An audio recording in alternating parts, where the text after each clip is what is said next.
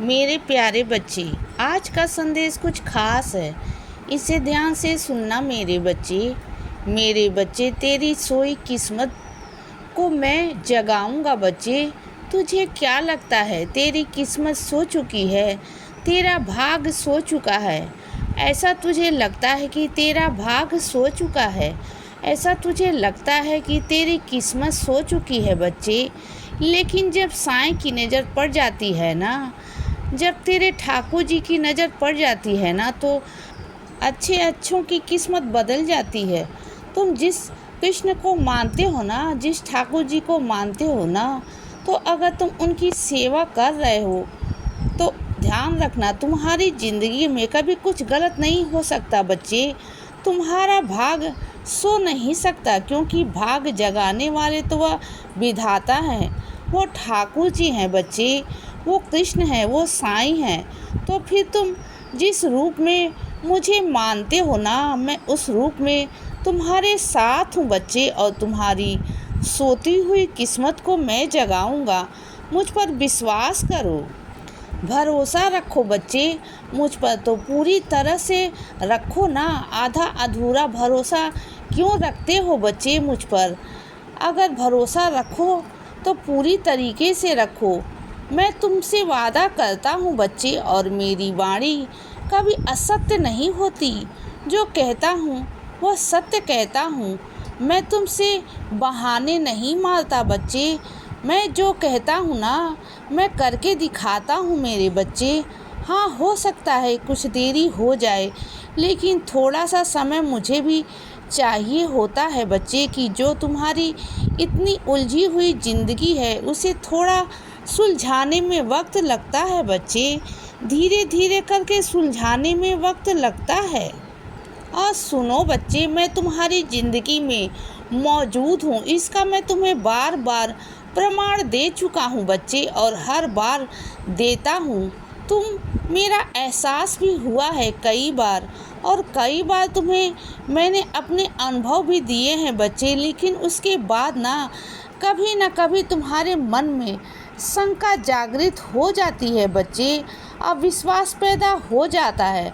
इतना कुछ होने के बावजूद भी ना तुम्हारे मन में शंका उत्पन्न होती है बच्चे, अविश्वास उत्पन्न होता है ना, तो ज़रा उसे नज़र डाल दिया करो बच्चे।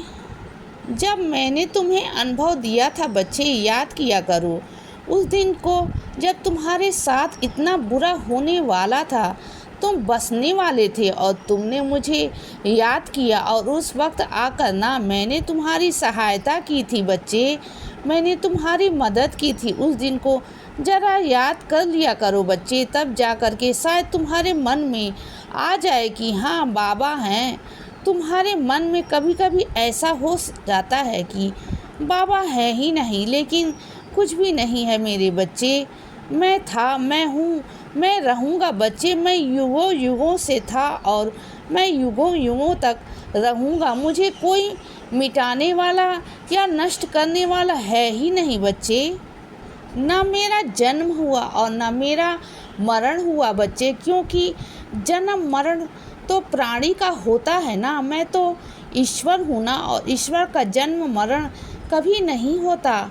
वो अनंत होते हैं, वो बहुत परे होते हैं बच्चे दुनिया से। जिसने दुनिया की रचना की है वो कैसे जा सकता है मेरे बच्चे, यह बताओ। और यह बात तो मैंने तुमसे कही भी है कि मेरी अस्थियां मेरे बच्चों का कल्याण करेगी, और इसका सबूत भी चाहते हो ना, तो जाओ जाकर साईं सच्चरित पढ़ो बच्चे, तुम्हें समझ में आ जाएगा। मैं उसमें साफ साफ मैंने लिखा है कि मेरे बच्चे, मुझ पर भरोसा करो, मुझ पर विश्वास करो, मेरी अस्थियां तुम्हारा कल्याण करेंगी बच्चे, और मैं तुम्हारे साथ रहूँगा, हमेशा रहूँगा बच्चे। और सुनो, अगर कोई बुरी आदतें हैं ना तुम पर लगने की कोशिश करे, तुम पर थोपने की कोशिश करे ना, और चाहे कि तुम भी वैसे बन जाओ जैसे कि वो है ना, तो ऐसे लोगों का साथ ही छोड़ दो बच्चे। ज़रूरी नहीं कि तुम उसका अच्छा करने के लिए उसके साथ रहो।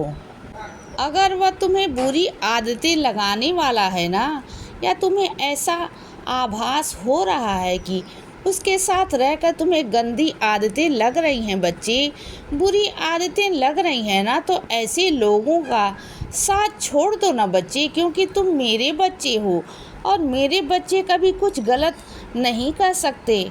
उनके साथ रहोगे तो कहीं ना कहीं तुम्हारे अंदर भी ना वह चीज़ें आ जाएंगी बच्चे, और वो जो तुम्हें एहसास करा रहा हूँ ना, वो मैं करवा रहा हूँ बच्चे कि तुम जो साथ हो ना उनके, वो गलत है। उनकी संगति छोड़ दो ना, चाहे वह कितनी भी अपना क्यों ना हो तुम्हारा, लेकिन ऐसे लोगों की संगति छोड़ दो बच्चे जो आगे चलकर ना तुम्हारे भविष्य को ही नष्ट कर देंगे, तुम्हारे भविष्य पर उंगली उठा देंगे बच्चे, तुम्हारे चरित्र पर ही उंगली उठा देंगे ना बच्चे। तो उनसे दूर हो जाओ ना, ऐसे लोगों से बिल्कुल भी दूर हो जाओ बच्चे, चाहे वह रिश्ता तुम्हारा कितना साल पुराना ही क्यों ना हो बच्चे, कितना ही अपना क्यों ना हो, दूर हो जाओ ऐसे लोगों से। और सुनो बच्चे, कुछ मेरे बच्चों के पास मेरे रामायण है, कुछ मेरे बच्चों के पास में भगवत गीता है बच्चे, तो तुम पहले पढ़ते क्यों नहीं हो? वो रखी रखी बस उसमें धूल मिट्टी जम रही है बच्चे, क्यों नहीं पढ़ते हो?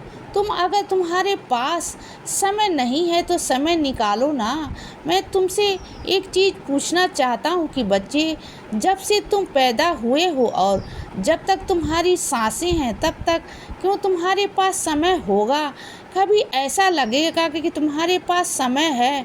समय तो मेरे बच्चे आखिर सांस तक नहीं होता। मुझे यह कहना है, मुझ पर यह करना है कि इतने सारे काम, इतनी सारी जिम्मेदारियां हो जाती हैं कि इंसान चाह कर भी ना अपने लिए समय नहीं निकाल पाता, ईश्वर के लिए समय नहीं निकाल पाता। लेकिन जो निकालता है ना, फिर ईश्वर उसके लिए समय निकालते हैं, फिर ईश्वर उसका कल्याण करते हैं। तो तुम्हें समय निकालना होगा बच्चे, कभी ना कहीं से कुछ न कुछ ऐसी चीज़ें करो कि आगे पीछे हो जाए और तुम मेरे लिए समय निकाल सको बच्चे, रामायण का पाठ कर सको, तुम भगवत गीता पढ़ सको बच्चे। मैं नहीं कहता कि तुम एक एक घंटा पढ़ो या चाहे 10 मिनट पढ़ो, 5 मिनट पढ़ो, लेकिन ईश्वर का नाम स्मरण करो बच्चे, उनके चरणों में बैठो। एक बार अगर भगवत गीता तुम्हारे पास है ना, तो